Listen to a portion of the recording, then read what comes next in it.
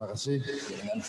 Gus Baha sudah menyampaikan tausiah dan mauidhah hasanahnya kepada kita semua. Tadi ada beberapa catatan. Saya nggak berani menyimpulkan Gus, takut kualat saya Gus.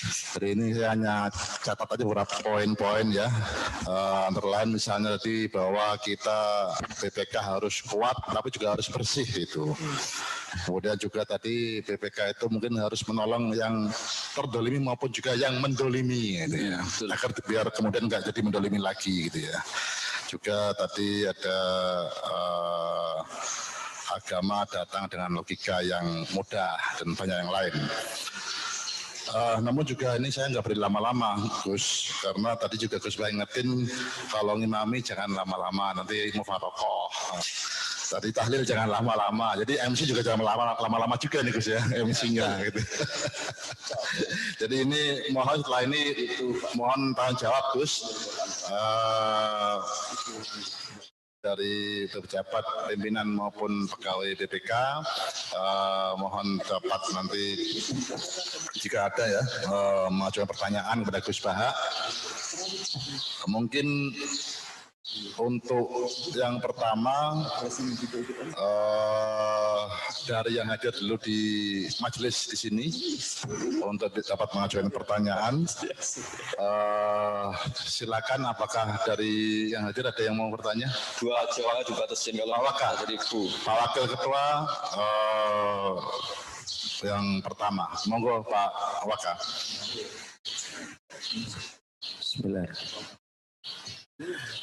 Bismillahirrahmanirrahim. Assalamualaikum warahmatullahi wabarakatuh. Saya ada beberapa pertanyaan Gus. Saya ini sering dengar ceramahnya Gus melalui YouTube.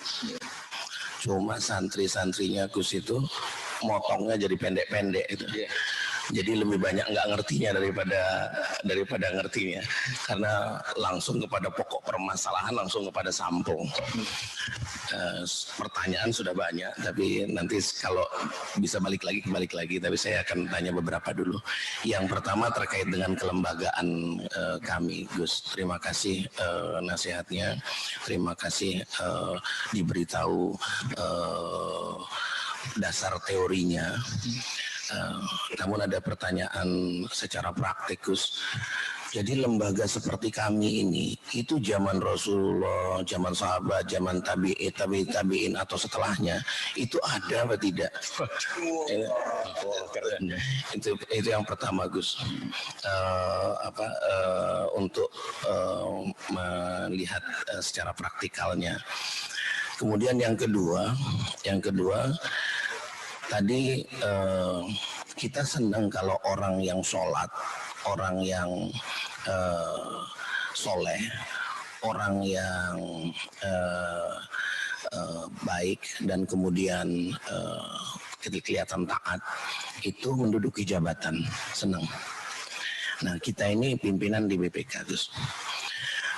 Ada trade off, ada kami melihat di lapangan ini ada orang soleh sudah duduk di jabatan, tapi kok kerjanya nggak becus gitu. Sholat ini. Nah pilihannya lalu kita mau ganti orang yang tidak lebih soleh itu seperti apa Gus? Takut kualat juga di akhirat kan. Seperti apa pilihan-pilihannya? Itu pertanyaan dari organisasi ya Gus ya. Boleh lanjutkan lagi Gus. Kalau ini pertanyaan dari YouTube. Jadi dengar nggak ngerti catat, banyak sudah. Jadi Gus pernah ngomong di YouTube itu menjelaskan Quran surat Al-Baqarah ayat 224 yang Allah berfirman, janganlah kamu jadikan nama Allah dalam sumpahmu sebagai penghalang untuk berbuat kebajikan, bertakwa dan menciptakan kedamaian di antara manusia. Jadi kita sudah bersumpah dengan nama Allah untuk misalnya tidak silaturahmi tapi kemudian jadi silaturahmi. Nah pertanyaannya praktikalitasnya itu Gus, begitu kita membatalkan itu apa yang kita lakukan? Kafarat kah? Apa minta maaf kah? Atau tobat kah? Atau apa itu praktikalitasnya? Karena apa? Dan kok ya ada logika orang bersumpah dengan nama Allah untuk berbuat sesuatu yang nggak baik gitu. Itu jadi ini saya kalau diizinkan mau terus tapi mungkin 3 dulu ya. Ini 1 tapi sudah 3 ini. Terima kasih Mas Adib ya. Terima kasih. Berarti sudah 3 ini. Tambah bonus Gus. Terima kasih Pak Wakil Ketua Bapak Agus Joko Pramono. Selanjutnya kami minta dari Zoom misalnya dari pimpinan atau dari pegawai. Panitia ada ini enggak yang bertanya enggak dari Zoom? Raise hand. Oh, ini ada yang bertanya dari, wah ini jauh nih. Ini dari panitia saya dikasih tahu ini muhibinnya Gus Bahak dari timur Gus, dari Ternate Gus. Ternate ini jadi jauh-jauh. Di sana udah siang, udah 2 jam lewat nih ini. Silakan yang dari Ternate Mas Hilman Fauzi Mubarok. Silakan di panitia silakan dibuka menu unmute ya, silakan. Ya. Assalamualaikum warahmatullahi wabarakatuh. Mohon izin Pak Ketua, Pak Wakil Ketua, dan para pimpinan BPK.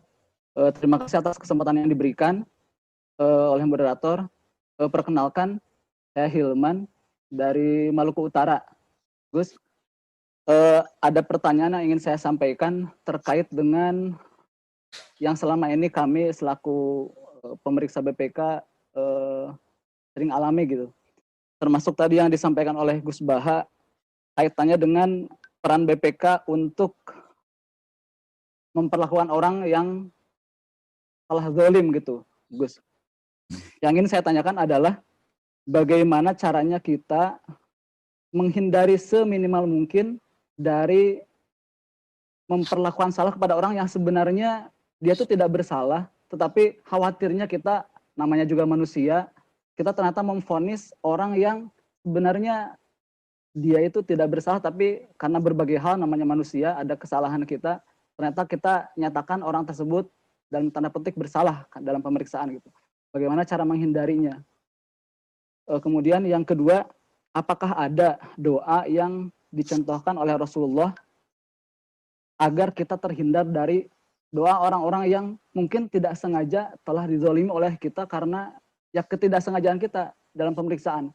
Karena mau tidak mau bagi beberapa orang diperiksa itu suatu hal yang ya kita sudah sebaik apapun, seprofesional apapun kita berlaku kepada yang kita periksa. Kadang ada beberapa yang mungkin nggak pas gitu penerimaannya. Nah, bagaimana caranya khawatirnya orang-orang tersebut mendoakan kurang baik kepada kita begitu. Terima kasih Gus atas jawabannya dan kesempatan yang diberikan kepada saya atas pertanyaan ini. Terima kasih. Wassalamualaikum warahmatullahi wabarakatuh. Waalaikumsalam. Terima kasih Mas Hilman dari Ternate. Ini satu lagi dari chat ini ada yang bertanya juga. Oh, enggak 2 lagi. Ini super bonus Gus, super bonus. Ini terkait dengan pemeriksaan tugas BPK juga Gus. Ini ada pertanyaan begini Gus. Apakah ada ghibah yang diperbolehkan? Misalnya kalau orang BPK Gus lagi meriksakan, mendiskusikan kesalahan orang, keburukan orang gitu Gus. Nah ini kira-kira ghibah membicarakan kesalahan orang, keburukan orang ini kira-kira hukumnya gimana gitu Gus? Karena ini dilakukan tiap hari oleh kira-kira gitu Gus. Terima kasih Gus, monggo Gus Pak. Bismillahirrahmanirrahim. Ini BPK benar-benar berhati besar. Begini ya, saya akan menjawab secara fikih yang mudawan ya, fikih yang dibukukan, yang diriwayatkan dari saya sampai ya semuanya lah, semua ulama. Ghibah itu ada 6 pengecualian yang dibolehkan. Di antaranya itu ghibah yang menggunjingkan orang atau mengata-ngatain orang yang memang harus diperlakukan seperti itu. Di antaranya adalah mujahir bil fiski. Orang itu memperlihatkan kefasikannya. Karena dengan cara itu kita bisa memaklumatkan ke sekeliling kita bahwa itu salah. Misalnya ada perempuan pakai celana pendek misalnya terus jalan di depan kamu, terus kamu ngandani anak putri kamu jangan seperti itu haram. Kan itu ya ghibah, mungkin kita kenal namanya terus kenal kesalahannya. Itu juga misalnya ada orang yang ditangkap KPK karena korupsi, kita pasti nyebut orangnya. Karena kalau nggak nyebut itu malah ribet. Kamu menghindari nggak nyebut supaya islami. Saya tadi melihat koruptor. Orang mana orang Indonesia? Namanya siapa? Enggak lah, saya nanti ngerasani gitu. Akhirnya malah semua orang Indonesia tuh kayak seperti itu. Jadi menghindari ngerasani satu orang, tapi akhirnya kayak semuanya mungkin. Gara-gara nggak disebut namanya. Dan dalilnya para ulama dia dapat saja dalil. Buktinya Quran juga nyebut misalnya Fir'aun, siapa beberapa aktor kesalahan kayak Abu Lahab. Itu bukti bahwa untuk kepentingan kebenaran itu kadang ghibah itu ya boleh kayak itu di al-mujahir bil fiski. Kayak Fir'aun kan memaklumatkan diri sebagai Tuhan, Abu Lahab juga memaklumatkan sebagai musuh besar Nabi. Jadi memang ada pengecualian yang termasuk untuk syahadah. Mau tidak mau misalnya si A korupsi kan ditanya korupsinya sama siapa, uang ngalir kemana. Ini bagian dari, bukan karena yang tanya BPK terus tak halalkan, tidak, memang itu ada kitabnya. Cari di bab hibah itu ada 6 pengecualian diantaranya halal seperti itu. Itu menurut pandangan fikih. Kalau menurut pandangan tasawuf lebih unik lagi. Di antara sanksinya Allah terhadap orang-orang zalim itu adalah lahum khisyun. Mereka akan hina fil hayati dunia. Mereka di dunia sudah mendapat afatnya, mendapat cara Jawa kena batunya. Jadi misalnya kan tidak lucu kan, misalnya orang koruptor, kemudian tidak ada sanksi sosial. Sehingga Allah selalu bikin sanksi sosial. Delalah orang itu ngerasani semua, gunjingkan semua. Sehingga dia cari teman ini susah. Artinya apa? Ghibah itu ya haram. Tapi itu cara Allah untuk menghukum kemungkaran. Dan itu diantaranya karena jadi gunjingan masyarakat. Coba kalau ada perempuan nakal, atau ada koruptor, terus ada pencuri, kemudian tidak jadi gunjingan. Kan dia tidak pernah menjabat jera karena tidak ada sanksi apa-apa. Maka diantara sanksinya Allah kepada mereka yang salah adalah khisyun, ada kehinaan yang dia dapatkan di dunia. Diantaranya dicibir banyak orang. Nah tentu yang mencibir nanti kena hukum setelah melebihi batas. Misalnya dasar maling, paling turunannya maling, bayi maling itu sudah melebihi batas. Yang maling dia kok bapaknya dibawa-bawa, mbaknya di bawa. Apalagi terus bawa dasar maling, potongannya tidak keriting, paling merokok. Hanya orang yang pendek keriting terus ke bawah-bawah kan. Nah ini sudah berlebihan. Nah, apalagi misalnya dasar koruptor, dasar partai ini. Padahal yang di partai itu tidak semuanya. Nah itu sudah berlebihan. Jadi itu ada ilmunya untuk. Jadi makanya saya masih ingat ketika Mbah Mun ditanya ada penyakit tertentu yang zaman itu susah disembuhkan dan penyebabnya adalah kemaksiatan. Ada dokter yang ingin menemukan obat itu, Mbah Mun ngendikan kalau Allah ingin memberi sanksi, Anda jangan cari solusinya karena itu cara Allah ingin mendidik dia semoga menjadi tobat. Jadi di antara sanksinya Allah itu la'allahum yantahun, la'allahum yarji'un, semoga bisa kembali. Jadi kita ini jangan melawan Allah. Kalau Allah ingin memberi sanksi kok malah kita memberi solusi kan lucu kan.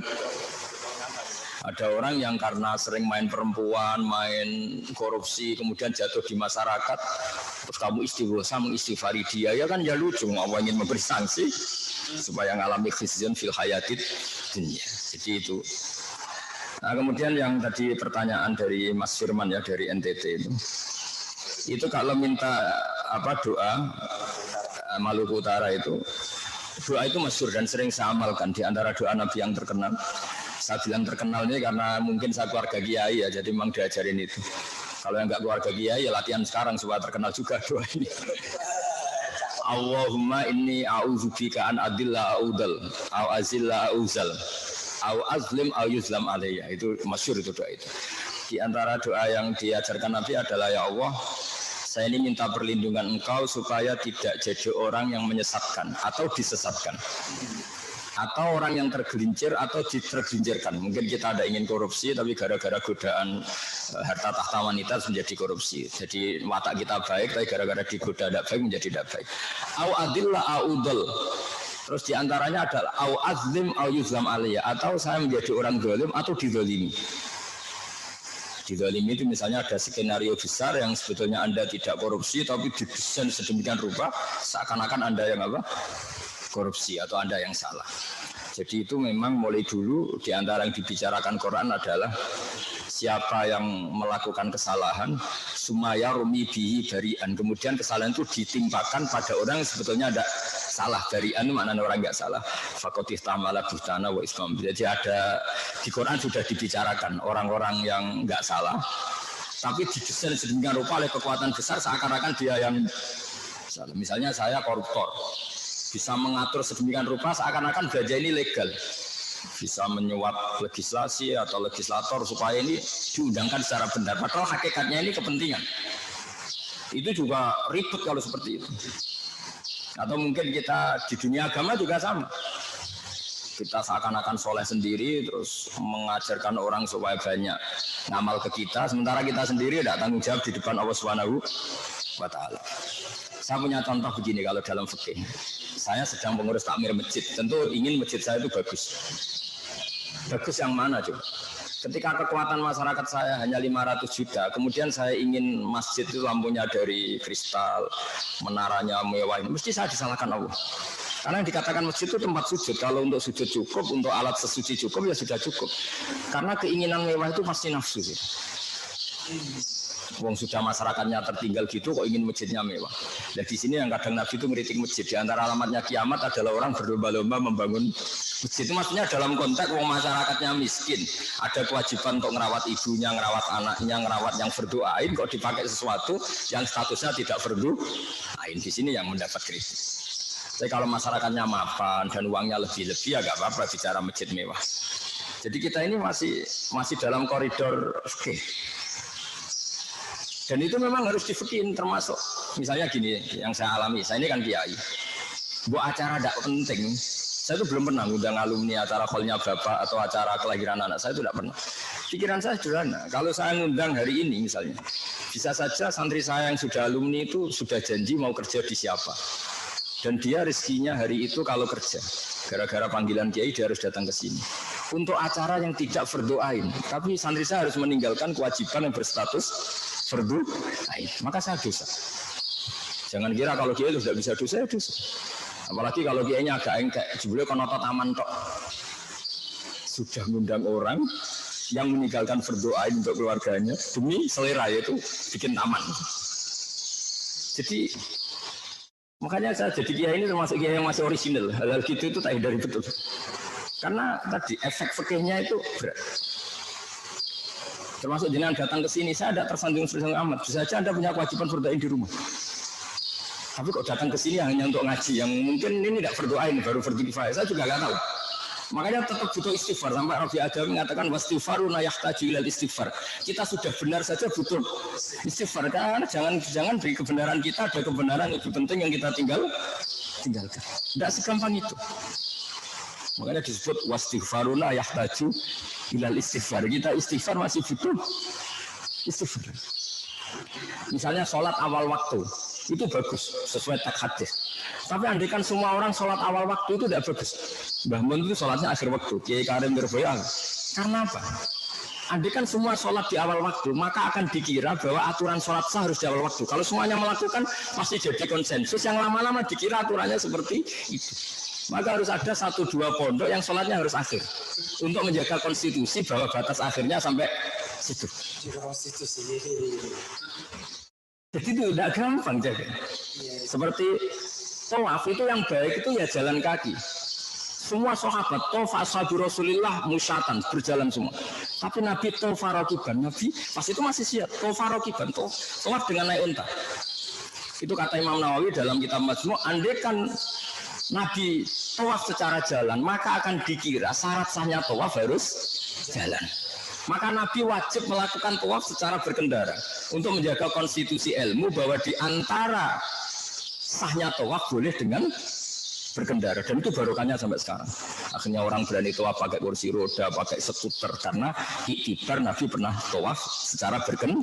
Nah, Nabi berkendara di sini itu fardu ain untuk menjaga konstitusi ilmu bahwa tawaf sambil berkendara itu sah. Maka sebagian kiai harus ada sholat akhir supaya tetap menjaga konstitusi bahwa batas akhir sholat itu sampai seperti itu. Kalau semuanya sholat di awal, pasti itu dikira aturan sahnya sholat harus di awal. Jadi tidak gampang apa. Ya memang sebagian kiai kebablasan, kayak saya itu jarang sholat qobliyah ba'diyah. Supaya orang tahu kalau itu sholat sunat gitu. Ya ada yang kebablasan itu. Karena kalau semua kiai sholat qobliyah ba'diyah, lama-lama orang kira itu wajib. Sampai yang mau Islam nginceng, kok sholatnya kok lama sekali. Nanti wajib semua, capek sekali. Jadi itu memang konstitusi ilmu itu agak jelimet. Makanya di karang kitab fikih itu sampai 20 jilid. Kayak Imam Nawawi ngarang Majmu' itu kitab saya itu 27 jilid. Karena jaga konstitusi ilmu itu tidak gampang ya tadi. Nabi ketika ditanya, trennya juga sama. Al-ajub bi qadri ta'am, namanya pahala sesuai tingkat kesulitan. Tapi ternyata yang Nabi sendiri itu ketika tawaf itu naik unta. Sahabatnya tetap jalan. Nah, sahabat baiknya ya jalan karena al-ajub bi qadri ta'am. Tapi Nabi baiknya memang berkendara. Tanpa itu tidak ada alasan hukum orang tawaf pakai kursi roda. Jadi ini ilmu. Jadi kalau semua orang sholat di awal waktu, pasti lama-lama itu dikira sahnya sholat harus di awal. Yang lebih parah Abdul bin Mas'ud itu kalau ada orang kok duha tiap hari disuruh. Apa kamu menyampaikan duha dengan sholat fardu? Ya seminggu sekali lah atau seminggu 2 kali. Itu nanti ada tandingan fardu. Lucu kan?